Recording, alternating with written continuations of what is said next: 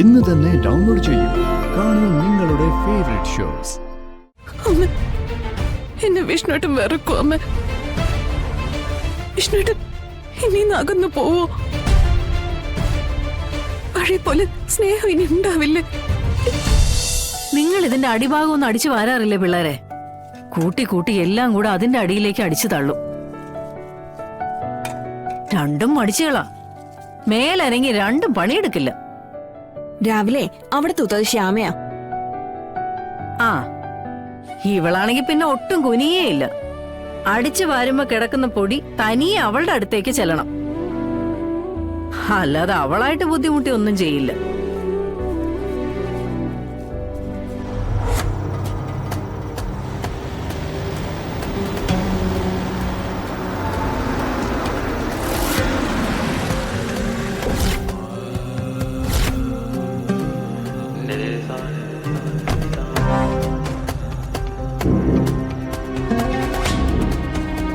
അമ്മേ, അമ്മേ, ശാലിനിയല്ലേ?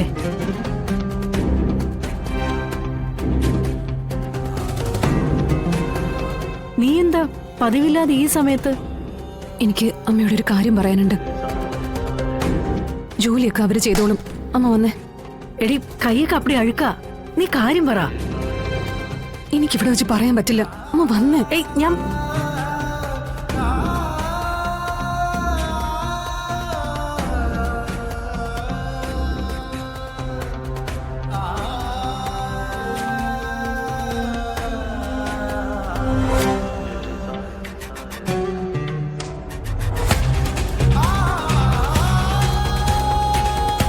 എന്താ മോളെ?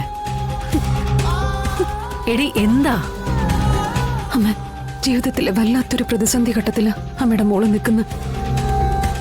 എന്റെ ഈ പ്രതിസന്ധി ഞാനായിട്ടുണ്ടാക്കിയതാ.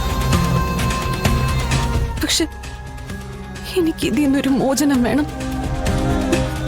അമ്മ മുടങ്ങാതെ വിളിക്കുന്നതല്ലേ അമ്മയുടെ ദൈവങ്ങളെ. എനിക്ക് വേണ്ടി അമ്മ അമ്മയുടെ ദൈവങ്ങളോട് എന്നെ ഒന്ന് ഇതിൽ നിന്ന് കരകയറ്റി തരാൻ പറ. ഇല്ലെങ്കിൽ ഹൃദയം തകർന്ന് മരിച്ചു പോവും. എന്താടി, എന്താ ഉണ്ടായേ? നീ ഇങ്ങനെ സങ്കടപ്പെട്ട് ഞാൻ അടുത്തൊന്നും കണ്ടിട്ടില്ലല്ലോ. പറയാമ, ഞാനെല്ലാം പറയാം.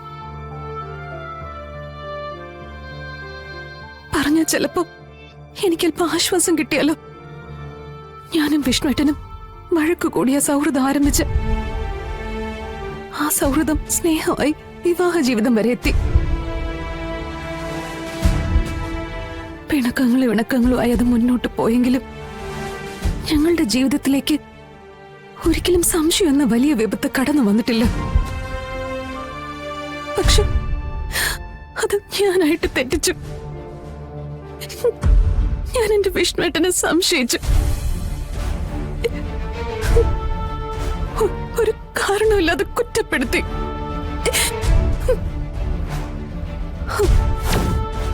തന്നോടല്ലാതെ എനിക്കൊരു പെണ്ണിനോട് ഇഷ്ടം തോന്നിയിട്ടുണ്ടെങ്കിൽ അത് ഈ രശ്മിയോടായിരുന്നു. ഏട്ടത്തേമ്മ അറിഞ്ഞതിലപ്പുറം അവർ തമ്മിൽ എന്തോ ഉണ്ട്. ഇവളുടെ ആണുങ്ങളെ വലവീശി പിടിക്കുന്ന സ്വഭാവമില്ലേ? അതറിഞ്ഞിട്ടല്ലേ ആദ്യത്തെ ഭർത്താവ് വിട്ടേച്ചു പോയത്? രേഷ്മയും കൊണ്ടല്ലേ നിങ്ങൾ പോയത്?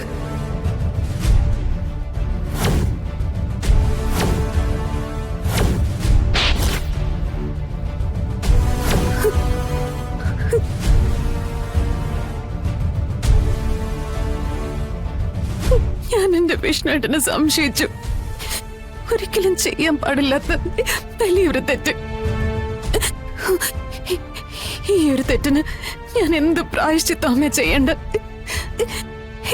ഏത് പാപനാശിനിയില്ല ഞാൻ മുങ്ങിക്കുളിക്കേണ്ട? എന്ത് ചെയ്തിട്ടായാലും എനിക്കെന്റെ വിഷ്ണുവേട്ടനെ തിരിച്ചു വേണം.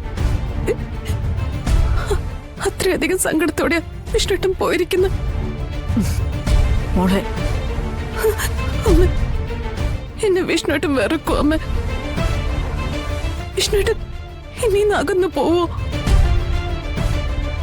പഴയ പോലെ സ്നേഹം ഇനി ഉണ്ടാവില്ലേ? എനിക്ക് ആലോചിച്ചിട്ട് ഒരു സമാധാനം ഇല്ലമ്മ. എന്റെ മോളെ, നിന്നെ വിഷ്ണു വെറുക്കാനോ? നീ ഈ കാണിച്ച അബദ്ധത്തിന്റെ പേരിൽ ഒരു ദിവസവും അതിനടുത്ത ദിവസവും ഒന്നും മിണ്ടാതെ നടക്കും. അതിന്റെ അപ്പുറത്തേക്ക് നിന്നിൽ നിന്ന് ഓടി ഒളിക്കാനൊന്നും നിന്റെ വിഷ്ണുവിനാവില്ല. മറ്റു മരുമക്കളെ പോലെ അല്ല വിഷ്ണു.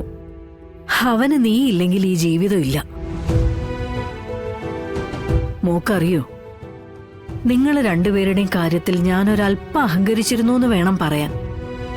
ഇത്രയും സ്വരമയോടെ ജീവിക്കുന്ന നിങ്ങൾക്കിടയിൽ ഒരകൽച്ചയും വരല്ലേന്ന് ഞാൻ എന്നെ തന്നെ പറഞ്ഞ് ബോധ്യപ്പെടുത്തിയത്.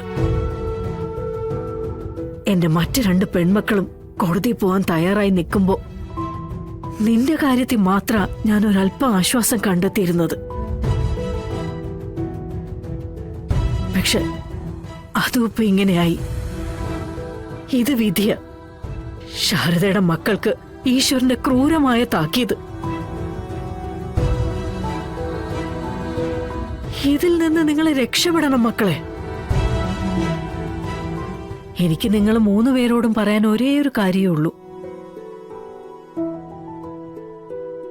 നിങ്ങൾ 3 പേരും ഒന്ന് തിരിഞ്ഞു നോക്കണം നിങ്ങളുടെ അമ്മയുടെ ജീവിതത്തിലേക്ക്.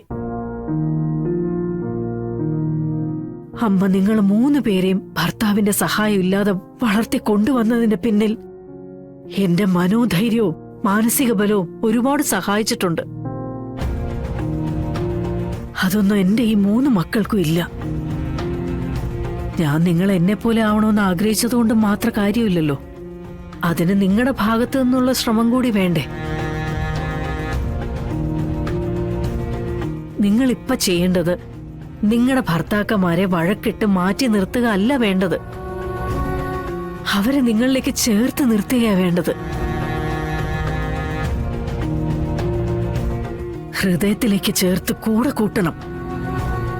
അതിന് അവരുടെ ഇഷ്ടം സ്വന്തമാക്കണം. അവരുടെ മനസ്സറിഞ്ഞ് അവർക്കൊപ്പം അവരുടെ ചിന്തകളും സ്വപ്നങ്ങളും അനുസരിച്ച് ജീവിക്കാൻ ശ്രമിക്കണം. എങ്കിൽ അവർ നിങ്ങളുടെ പിന്നാലെ വരണം. ഇല്ലെങ്കിൽ ശാരദ നീന്തിക്കേറിയ നീർച്ചാലുകളിൽ പെട്ട് നിങ്ങളും കഷ്ടപ്പെടേണ്ടി വരും. ഞാൻ അനുഭവിച്ച ദുരന്തങ്ങളിൽ മനസ്സ് തകർന്ന് ജീവിതത്തിൽ നിന്ന് നിങ്ങൾ ഓടി ഒളിക്കാൻ ശ്രമിച്ചെന്ന് വരും. മോളെ, തട്ടിത്തെറിപ്പിക്കാനൊക്കെ എളുപ്പമാ. തട്ടിത്തെറിപ്പിച്ചത് തിരിച്ചു പിടിക്കാൻ വലിയ പ്രയാസമാ. വിഷ്ണു നല്ലവനാ, നിന്നെ മാത്രം സ്നേഹിക്കുന്നവൻ. അവനെ നീ ഒരിക്കലും അവിശ്വസിക്കരുത്. അത് നീ നിന്നോട് തന്നെ ചെയ്യുന്ന ക്രൂരതയായിരിക്കും.